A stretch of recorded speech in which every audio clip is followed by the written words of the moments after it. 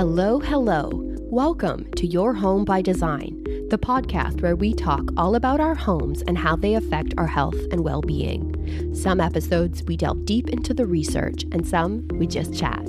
I'm Nico, an interior designer and researcher passionate about bringing forward the findings so that you can improve your lifestyle and well-being. Grateful to have you. Let's do this. Welcome to today's episode. So today I'm going to talk all about atmosphere. But first, I just want to say Happy New Year. This is the first episode that I am recording in 2024. So I was planning on doing an episode last week, and I just decided to take the week and enjoy the rest of the holidays being present with my family. Of course, I did end up getting sick, unfortunately, for a few days. So, but nonetheless, we did have a great holiday, and I hope you did too. I hope the start of your 2024 has been great, and I am so looking forward to this year. So let's get to the topic. So today we are talking all about atmosphere in a room. When you design your room, it has a feel, it has an atmosphere, it has a presence, it has a mood. I'm going to talk all about atmosphere, what it means, what it looks like, some studies done on it, and how you should think about atmosphere when you're creating a space. So what does the atmosphere in a room mean? What is atmosphere? Before I get into this, before I define it for you and break it down, I want you to picture something. So picture this. It's really raining outside your window. You happen to have some time to just sit. It's dim in the room and you're feeling really cozy. You decide to put on some music. And because it's raining and you're feeling relaxed, you choose something moody to listen to. Music that fits how you feel. You watch the rain on the window and you light a candle. You're in the moment, almost feeling like you could go for a nap, but instead you decide to sip a hot drink and listen to the music. While you're picturing this, what type of music would you put on? Does it enhance the mood that you feel? Does it keep you there in that moment? What else keeps you there? The sound of the rain, the warm drink, the smell in the air, the light. Years ago, I used to write songs, and there were times that I would get inspired by the way a song, someone else's song, would make me feel. I'd be listening to something and it would get me thinking. It would give me an idea for a song. And I would then grab my pen and paper and start writing. And often I would have to keep listening to that same song over and over again while I was writing my song to keep me in that headspace, to keep me in that feel. And I would have to sometimes go to a very specific part of the song. Maybe it was one that just had music versus lyrics, so I didn't get distracted. But it gave me a feeling that I could then keep writing to. And it wasn't even that I would write to the tempo or anything. It literally was the feel of the song would keep me in a feeling that I wanted to write my song with. So yeah, it would give me a mood and a feel. And looking back, listening to that music and creating my environment to support that. Like, you know, in the middle of writing, I would change my lighting. I would dim it down, or I might brighten it up, depending on what I was writing. Maybe I'd put some essential oils on. You know, I might open my window to be able to hear the world outside. You know, making these changes to keep me in that bubble affected my immediate atmosphere. So it's like listening to acoustic music on a rainy day, lighting candles, smelling the scent. The light is different on a rainy day than on a bright sunny day. The way it lights up a room, the way it affects your mood and what you feel like doing. Listening to what you feel like eating, what you feel like doing that day. You know, you see, the atmosphere has the ability to transform how you interact with your day, your life, what you achieve, and what you choose to do or not do. Atmosphere is the mood, sensorial qualities of a space, how we experience a room, the feel of a space, how it guides our feelings and informs them, the vibe, the character, the story. It can be a place or situation associated with mood.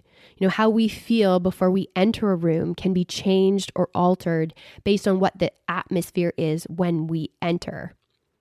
So I researched atmosphere, right? Because I really wanted to share with you and shed light on the effects it has and the importance of it in our everyday life, as well as just a basic sort of understanding. And I want you to think about your rooms and that they have the ability to have immense effects on you. And you have the ability to drive those effects. The mood you create with each and everything you put in the room and how you designate the rooms, right? The things you choose to do or not do in the room. And if you haven't heard the term up until now, or if you've never considered atmosphere in your home, then I think you might be interested to know that you can set a mood, a tone, a quality to your interiors that say something to your senses. And if you know what I'm about, you will know that I am very firm on wanting people to create spaces that are unique to them, that tell their stories and evoke the emotions they want their homes to evoke. And as you'll learn with atmosphere, it's somewhat personal, and we react to spaces based on our individual emotions and our experiences, even our preferences. This is why your room shouldn't look like your friend's room or the rooms on Instagram. Sure, there will be elements of those rooms that you'll like and you'll want to emulate, things you're drawn to based on the things I just mentioned, but you really need to think about why. Why is it right for you? How do you want it to feel? And what do you want to do in the room? So in design school, I worked on a project where you got to choose the words you wanted to design a room around.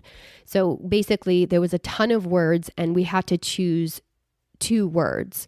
And they were kind of categorized so that they worked together. But the 2 words that I chose was warm and sophisticated. And it's funny that I remember it so well, that project, because it was so many years ago. But I suppose this may have been my first introduction into the idea of atmosphere and mood. I had to put together a scheme for materials, layout, furniture, colors, and lighting. And all the things were chosen with this mood, these 2 words, warm and sophisticated, in mind. And I think for you, this is also a great place to start, to really think about what mood you want to create, because the mood impacts the atmosphere and vice versa. So firstly, there have been many papers, books, and studies done in various fields like environmental psychology, architecture, neuroscience, design, with the goal of understanding how our environment, how our space is a direct environment, impacts us, our behaviors, our well-being, our feelings and emotions.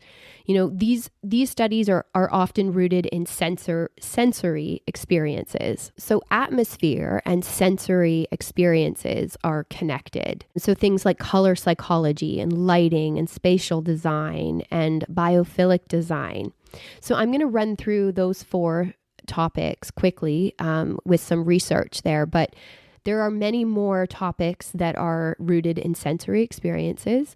So the first one, color psychology. So research suggests that colors affect our moods and emotions. So I'm sure you've heard of this, right? We know that certain colors evoke certain emotions, like warm colors, red and yellow, evoke feelings of excitement and warmth. Red is the excitement. It actually increases our heart rate, and it's said to stimulate our appetite. Green is often associated with relaxing and calming. And, blue is soothing. And for green, I don't know if you knew this, but this is a fun fact. The reason hospitals are green, and I won't go into the long history of this too much, but in short, there was a doctor in World War I that was doing surgery. And at the time, hospital gowns and walls and everything was very stark white. And what he found is that he couldn't see the anatomy of the patients. So as he's looking and doing his operating, he's seeing red, obviously. And then when he would look up and see stark white, it was just really jarring to his eyes. So he explored color theory and tested colors. And what he found was that red and green worked really well together. In terms of color theory, red or green was very relaxing and tranquil, which I think he thought would be good for his patients. It also helped his eyes rest. So as he was looking down at red, when he looked up and saw green, it was a bit of it helped his eyes. It helped them to remain stimulated and to see the details. And red and green are complementary colors on the color wheel, if you didn't know. But anyway, so he changed his hospital to be green, and all of North America followed suit. So yes, color psychology is very important to set the tone and the mood of a space. Another thing is the lighting. So studies suggest that lighting conditions affect mood and cognitive function. So natural light versus artificial, on things like sleep patterns and well-being and productivity. And they've even looked into the effects of lighting temperature. So warm light versus cool light. If you buy a bulb at the store, it will have a Kelvin rating. So it will give you the light temperature, and cool light is closer to what you would experience in the daytime. So it's more of a white light. And I'm sure you've heard not to look at screens too close to bedtime. And that's because the type of light it emits stimulates your brain because it mimics daytime, and it's said to suppress melatonin. So you can imagine if you wanted to create a warm and inviting mood to your room, then you would want to avoid using a cool light temperature. And then there's spatial design. So research suggests that the layout of a room and the aesthetics of a space, so including the organization, can influence our behaviors and our emotions. So again, if you think about a room of yours that's disorganized, and then you think about the atmosphere you want that space to have. So say, for instance, you have a room that is disorganized and not intentionally thought out, and you want that room to feel grand and open with a distressed quality. You want it to be a bit dramatic, let's say. How do you think the disorganization and lack of intentionality would play into that? Well, it could completely stop what you want and need from that space. So it's very important to consider these things. And then I'm sure you've heard the term biophilic design, which is the practice of incorporating nature into built environments and the effects it has on our well-being. So research in this area has shown that exposure to nature, whether it's indoors or outdoors or even through a window, can enhance your mood, reduce stress, and improve cognitive function. So being connected to nature would affect the atmospheric qualities in a room. So how you relate to the room and the effects that it has on you. I recently read a paper published by a professor and cognitive scientist by the name of David Kirsch, and I was really excited to find this article. It's titled Atmosphere, Mood, and Scientific Explanation. And there were many really great takeaways from this paper, but I wanted to highlight a few of them for you as I thought you might be interested to hear. And as I was reading, there was one word that really stuck out to me in the beginning of the article, and that was interact. Dr. Kirsch was talking about light, sound, smell, texture, geometry, and he said how they interact. So interaction is arguably one of the most important things in a room. See, everything you choose to put in your room, all the elements interact with one another, and you interact with them visually and tactily. So how are you interacting with your spaces? What emotion does it draw out or change? The smallest detail can bring out certain emotions, how you interact with them or pay attention to them. Another thing he said that I think is important to note is how the atmosphere can affect us even if we are not aware of it. And I think this may be one of the things that happens intuitively when you walk into a room that is well designed or really appealing to you, and you know that you love it, but if somebody were to ask you why, would you be able to break it down? Would you know that certain colors have certain wavelengths that affect you emotionally, that the smell may be triggering a distant memory that in the moment you might not even be able to recall? Would you know that certain textures influence how you perceive the space and the way the light comes in and the temperatures of light, even the actual temperature of the room itself, even the arrangement of furniture, perhaps placed so perfectly to make you feel invited invited into the room. And research suggests that the emotion you have before you enter a room will affect how you perceive that room. So if the room's mood was designated to be cozy, then you will perceive the room and the atmosphere of the room differently if you are in a positive mood versus a negative mood. So something I wonder is if you were to enter a space in a negative mood, and let's say it's a room that you have designated as a relaxing zone, and you get in there and you chill, you try to relax. And then at what point is your mood improved by simply being in that space? So something that Kirsch notes is the idea of how we see a space in relation to the tasks performed. And I love this because it gives a really interesting perspective. So he uses an example of moviegoers versus movie custodians. So he says that a moviegoer might notice details in the building, like the beauty of the ceiling moldings, while the custodian might notice garbage under the seats and lights that are out in the ceiling. We all have these experiences. When you first arrive at a hotel or say an Airbnb, and at first you notice all the niceties. Perhaps the design is really cool or whatever. And then the longer you stay, you notice other things like wear and tear, or the distance that it takes to get from here to there, or that this or that has not been thought through, or the cleanliness isn't as good as what you initially had thought. So when we understand how the atmosphere impacts the design of a space and how it gives that little extra, that theme, the magic, then what I think we have to wrap our heads around is this idea of creating a mood.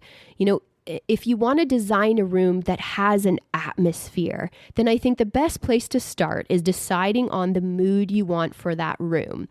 I think that this allows you to keep consistencies. It allows you to make decisions always falling back on the mood. So the example that I gave you earlier was warm and sophisticated. Those two words that I chose as a project back when, that's kind of what you can do for your spaces, because that gives you consistency. So every choice you make is going to say, does it support this mood that I want to create? And then ultimately, this is what creates the atmosphere, because every choice that you make is going to say, how is this going to feel? Is this the feeling of the mood that I'm going to create? Is this the sensation of sense?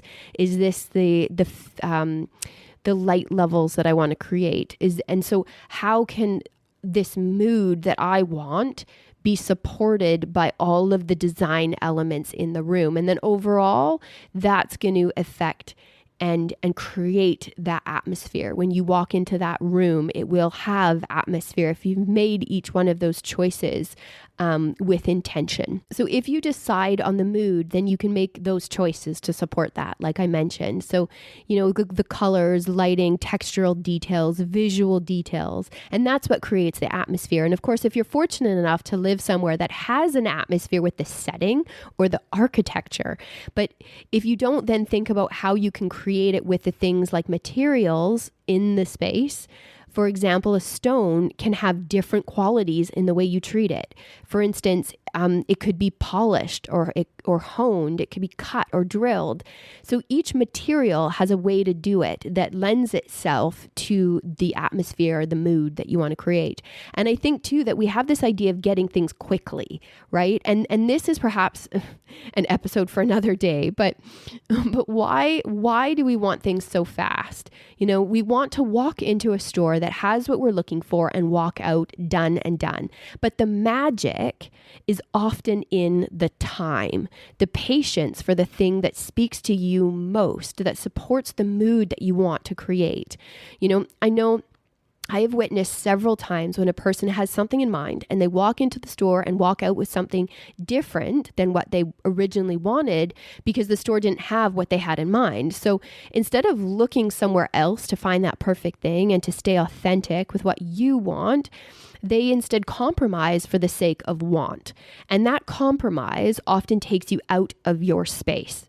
It takes you out of your space, right? It might become then generic. So let's say instead of buying the store-bought toss cushions, you get them custom made and you choose a fabric that you love. And when you choose that fabric, you get to decide on many details. So things like which way you want the pattern to run or which tone of fabric colors you want, the size of the toss cushion, the details like the trim, if it's box banded or if it has baseball stitching, you get to weigh in, and weighing in causes you to ask yourself the questions that adds to the mood that creates that atmosphere and that echoes what you love and your story, from the tactility to the colors to the scale to the patterns. And the most important in all those little decisions you make to create a whole picture and a consistent mood and an impactful atmosphere is you weave all the things you love into it.